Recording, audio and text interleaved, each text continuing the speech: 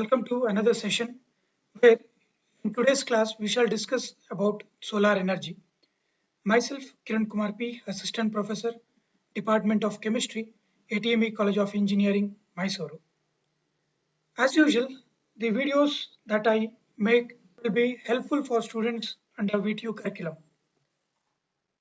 So in today's class, we shall discuss about the solar energy introduction, photovoltaic cells, advantages and disadvantages of PV cells, construction, working and applications of PV cells. At last, we shall discuss about the preparation of solar grade silicon by union carbide method.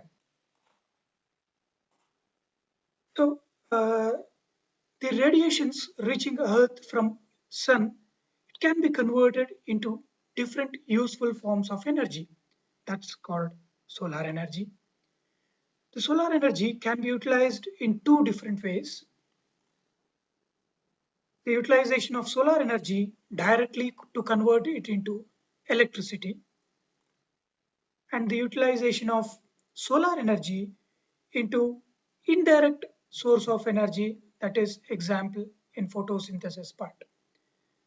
So the direct source of energy is the conversion of solar energy directly into electrical energy, and the example is photovoltaic cells.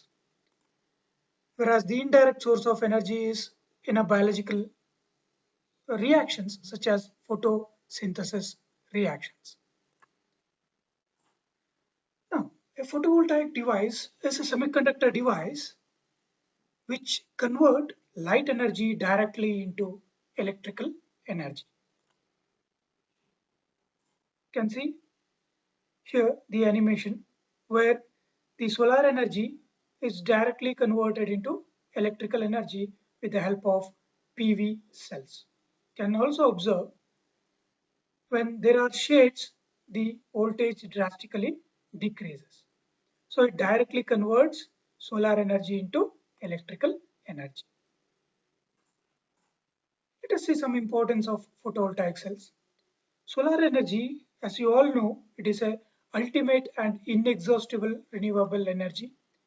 It can be used for devices such as telecommunications, solar systems, etc. The photovoltaic energy conversion is environmental friendly and it is zero noise pollution. The electricity obtained from solar energy is useful in minimizing global warming due to emission of carbon dioxide, since there is no byproducts in this conversion. Let us see some advantages and disadvantages. Every system has its own advantages and disadvantages in it. Let us look through the advantages first.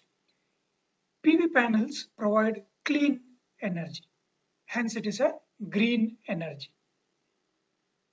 Solar energy is free and abundant, hence we can use it for long-term energy. PV cells have no or less moving parts, hence it has low maintenance in it. Photovoltaic panels, through photoelectric phenomenon, it directly converts the solar energy into electricity. Now, let us move on to some disadvantages here. We cannot use PV cells during cloudy and rainy weather, hence it is a seasonal energy. PV cells are of high initial cost. It is not compact. It uses lot of space. So these are the some advantages and disadvantages of PV cells. Now let us see the production of solar grade silicon by union carbide process. The process has the following steps involved in it. The first step is reduction step, where the major source of silicon is silicon dioxide. So the silicon dioxide is melted with coke in an electrical furnace. The silicon gets converted into silicon. It is about 98.5% purity.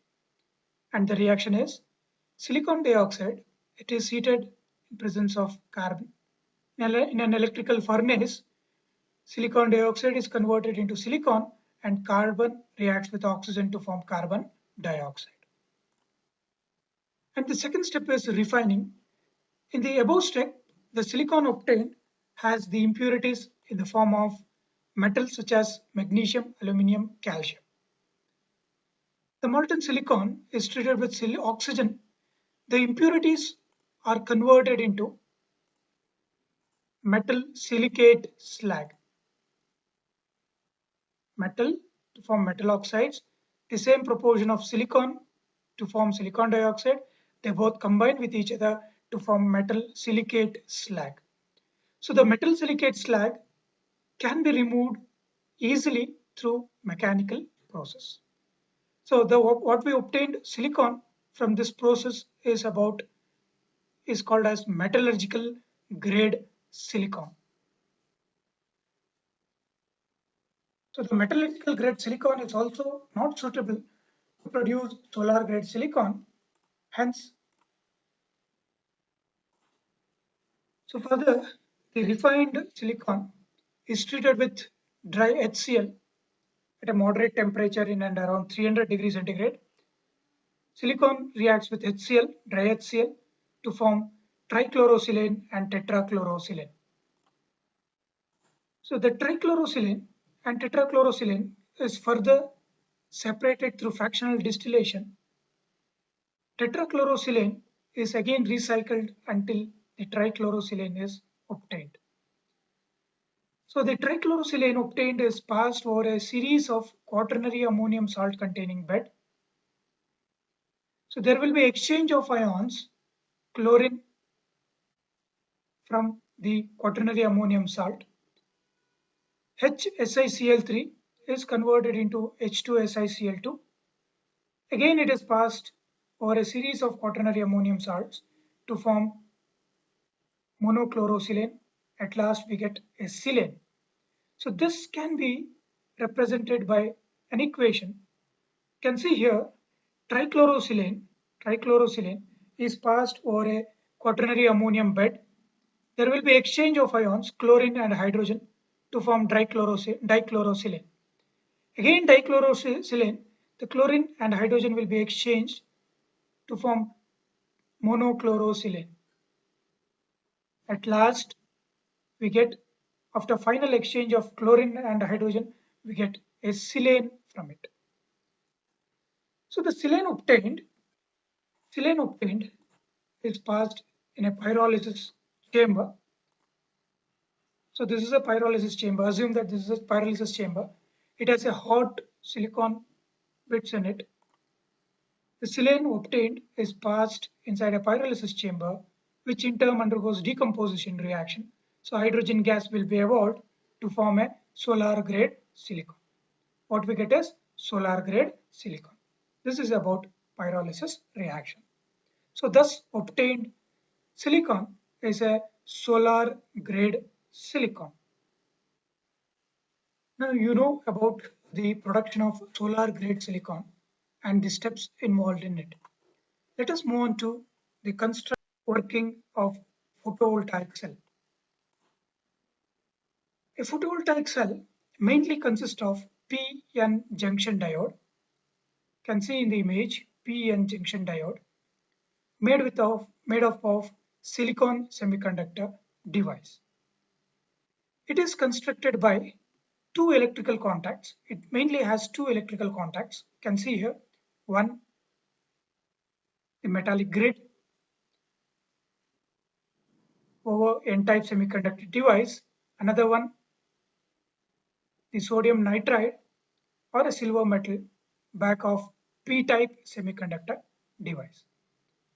An anti-reflective layer is coated between the metallic grids such as TiO2 to have a maximum absorption of solar radiation.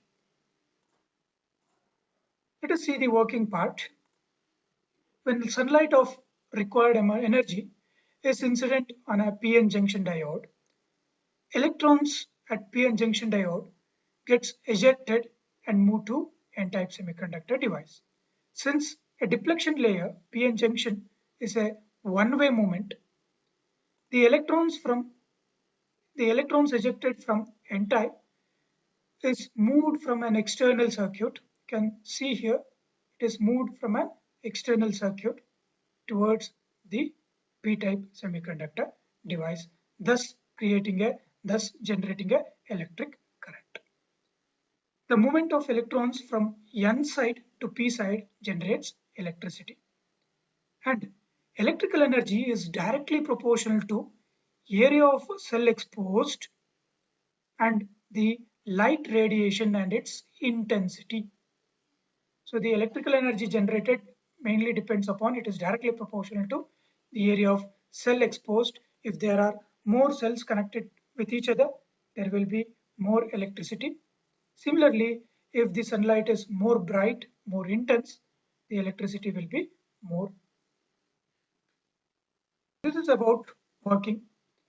Let us see a small animation which is taken from YouTube in the Solar Spark channel.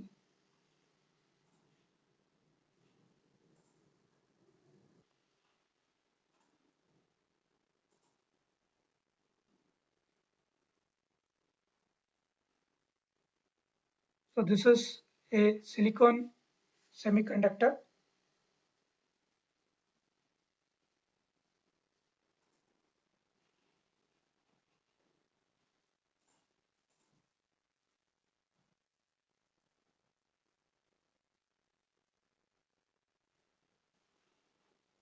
So we use PN junction in a solar cell. So this is the atomic structure of silicon. So the impurities is added to obtain p-type and n-type semiconductor device. So p-type semiconductor device or n-type semiconductor device is obtained by doping an extra electron dopant such as phosphorus in it. Likewise, p-type semiconductor device is created by adding a dopant such as a less vacant electron compared to silicon. Thus, we get a n-type and p-type semiconductor device. An n-type has an extra electrons in it. A p-type has a vacant holes in it, what we call it as holes which are positively charged. When n-type and p-type semiconductor device are brought into contact with each other, there will be exchange of electrons towards p-type, so holes move towards n-type, which in turn form a depletion layer.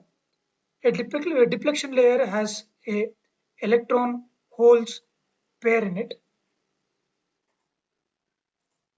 You can see an electron hole pair in it.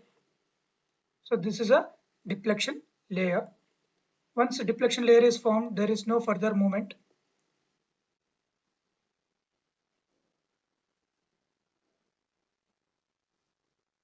So n-type and p-type semiconductor device are connected through an external circuit.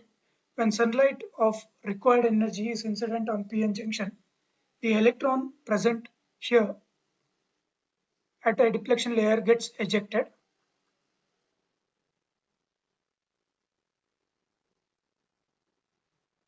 You can see here electrons are ejected under the influence of sunlight.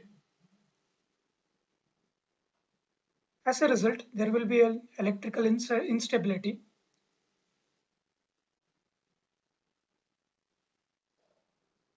By connecting it to external circuit, the electrons flows from n-type to p-type, thus creating a electricity.